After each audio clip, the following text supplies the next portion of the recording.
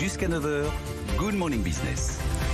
Et à 7h45, nous sommes avec Herminio Esquena, président du CLIA France, l'association des croisiéristes. Vous êtes aussi directeur des affaires publiques de MSC Croisières. Merci d'être sur notre plateau. Bonjour, ce matin. On va parler évidemment avec vous de cette reprise. Est-ce qu'on peut réellement parler de reprise? Parce qu'en fait, les départs sont revenus de France. Vous avez fait organiser un départ à Marseille, ce qui n'était plus arrivé depuis très très longtemps. Mais finalement, les croisières ne se sont jamais vraiment arrêtées. Comment ça s'est passé quand même ce week-end? Alors cela s'est passé très bien, d'autant plus que nous avions déjà commencé les 20 et les 27 juin avec 2 croisières, on va dire, de reprise pour affirmer la robustesse des protocoles sanitaires en concertation avec les services d'État, la préfecture, le bataillon des marins-pompiers et l'ARS de la région pour que justement on puisse affiner les dispositifs. Mais vous avez raison, les croisières ne se sont jamais complètement arrêtées. Si on reste en Méditerranée, l'armateur MSC Croisières, par exemple, a repris depuis août 2020 sans discontinuité. Et dans le monde, des croisières avec des paquebots de tailles différentes ont continué en fonction de l'évolution de la pandémie. Alors quand même, vous avez perdu pendant ces dernières années 77 milliards de dollars. Ça, c'est le total pour l'industrie de la croisière. On ne va pas retrouver les niveaux d'avant-crise. Avant quand, selon vous? Et comment une industrie comme la vôtre se sort de telles dizaines de milliards de pertes?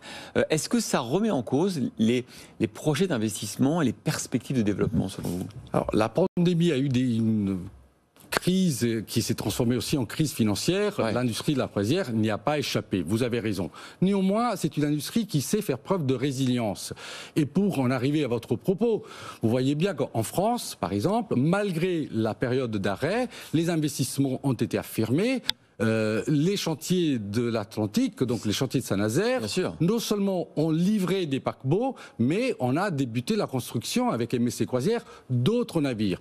Donc il y a une vision industrielle qui nous projette déjà vers un futur qui commence déjà à s'affirmer, puisque l'engouement des clients n'a pas fléchi, ne s'est pas... Il y a encore beaucoup de place pour cet été. Pour ceux qui n'ont pas encore réservé leurs vacances, on peut leur dire les bateaux ne sont pas pleins, on est d'accord? Les bateaux ont encore de la place et donc on peut encore y réserver et y passer de belles vacances. Mais c'est là où la croisière apporte une dimension qui est inédite, puisque aujourd'hui on a des protocoles sanitaires qui ont fait leurs preuves. Oui. Mais en même temps, on a réussi à préserver toute l'offre loisir. Donc vous passez de véritables vacances en toute sécurité. J'ose même dire qu'aujourd'hui, le paquebot de croisière est certainement l'endroit le plus sécurisé pour passer de bonnes vacances. Du coup, est-ce que vous pouvez dire aujourd'hui que toutes les compagnies sont sauvées ou qu'il va quand même falloir attendre 1 ou 2 ans pour voir finalement l'ampleur des dégâts? Alors, je dirais que cette reprise se veut par définition graduelle et doit être raisonnée. On est en vigilance par rapport à l'évolution de la pandémie, comme toute autre activité, qu'elle soit loisir ou industrielle. Mais c'est une industrie qui est forte, qui est solide, qui est portée par aussi une vision qui nous amène très loin. Bien évidemment, on attend 2022 pour que cette reprise s'affirme complètement. Est-ce que vous pensez que cette crise, comme dans beaucoup d'autres industries, va accélérer votre transition écologique? On sait que les bateaux de croisière polluent encore. Vous avez des engagements de réduction des gaz à effet de serre de 40% d'ici 2030. Est-ce que, par exemple, vous avez pu, certaines compagnies, renégocier les contrats avec des chantiers pour que faire des bateaux qui, par exemple, fonctionnent au gaz naturel liquéfié ou bientôt, on sait qu'on va mettre des immenses voiles, voire des cerfs-volants comme les kitesurfs sur les navires. Est-ce que ça va accélérer tout ça? Alors oui, mais en même temps, ce n'est pas quelque chose de nouveau. C'est-à-dire, les investissements aujourd'hui portent sur une transition énergétique qui va encore plus vite. Ouais. Mais pour qu'on arrive, et c'est le cas en France, les chantiers de l'Atlantique construisent pour la première fois pour MSC Croisières des paquebots propulsés au gaz. Et cela s'est affirmé encore récemment. Mais pour qu'on y arrive, ça veut dire que la décision et les investissements ont été initiés il y a déjà quelques années. Donc cette transition, on continue à l'accompagner et les projets vont de nouveaux moyens de propulsion avec aussi des piles à combustible jusqu'à des paquebots propulsés à la voile.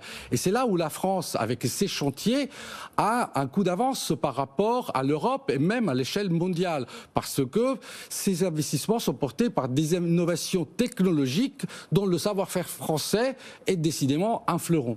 Est-ce que, par ailleurs, vous avez souffert d'une perte de personnel? Ou est-ce que pendant cette crise, justement parce que vous avez réussi à ne pas arrêter vos croisières, vous avez réussi à maintenir votre personnel avec vous? Oui, parce que les croisiéristes et les armateurs ont une maîtrise parfaite de leurs produits et de leur offre loisirs. D'une part, ce sont des marins. Et donc, les bateaux, même à l'arrêt, ne sont jamais complètement désarmés. Et déjà, pour des raisons de sécurité, parce que le bateau, il doit être toujours en possibilité de manœuvrer. Et puis, les grands armateurs ont des écoles de formation un peu de partout dans le monde qui nous permettent de garder cette exigence pour qu'on puisse accueillir nos clients, nos passagers dans les meilleures conditions, ce qui est le cas aujourd'hui encore. Merci beaucoup Herminio Eshkena, vous êtes président de la Cruise Line International Association pour la France. Merci d'avoir été avec nous ce matin pour célébrer le retour, notamment dans le port de Marseille, de ces bateaux de croisière.